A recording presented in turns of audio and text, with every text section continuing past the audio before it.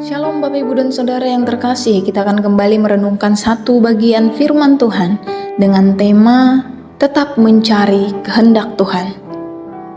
Bacaan Alkitab dari 1 Samuel 22 ayatnya yang ke-3b. Izinkanlah ayahku dan ibuku tinggal padamu, sampai aku tahu apa yang dilakukan Allah kepadaku. Bapak Ibu dan Saudara yang terkasih, dalam kehidupan Daud sebagai seorang pelarian, tentu sungguh membuat Daud tertekan. Di dalam Mazmur kita bisa melihat bagaimana Daud berdoa. Ia katakan, "Mengapa engkau tertekan, hai jiwaku, dan gelisah di dalam hatiku? Berharaplah kepada Tuhan Allah." Setiap orang tidak pernah akan mendambakan menjadi seorang pelarian. Dan Daud sendiri pun ketika ia dipilih oleh Allah menjadi seorang raja, ia tidak pernah berpikir bahwa ia akan menjadi seorang yang dianggap membuat kriminal. Seharusnya posisinya menjadi seorang raja akan membuat dirinya diagungkan. Tetapi pada kenyataan hidupnya, ia justru menjadi seorang pelarian dan tidak ada tempat baginya.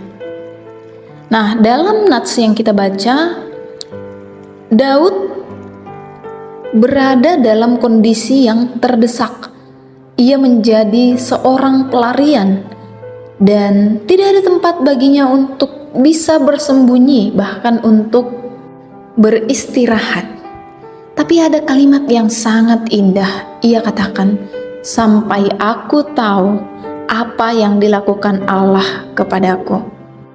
Artinya adalah ia tetap mengingat bahwa yang terjadi pasti adalah kehendak Tuhan.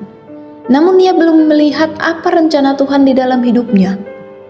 Ia belum bisa melihat mengapa penderitaan itu harus terjadi. Maka ia katakan, "Sampai aku tahu apa yang dilakukan Allah kepadaku." Artinya apa? Ia mencari kehendak Allah. Nah, Bapak Ibu dan Saudara yang terkasih, dalam menjalani kehidupan ini, kesakitan atau penderitaan yang terjadi secara berturut-turut bisa membuat kita melupakan karya Tuhan di dalam kehidupan kita. Kita merasa Tuhan meninggalkan. Kita selalu merasa Tuhan tidak adil. Kita tidak ada keinginan untuk mencari tahu apa maksud Tuhan atas semua yang terjadi. Yang sering kita lakukan ketika penderitaan itu datang adalah bersungut-sungut. Nah, di sini kita melihat bagaimana Daud mengalami penderitaan, tapi ia tetap mencari kehendak Allah. Dalam hal ini, Yesus pun menjadi teladan bagi kita.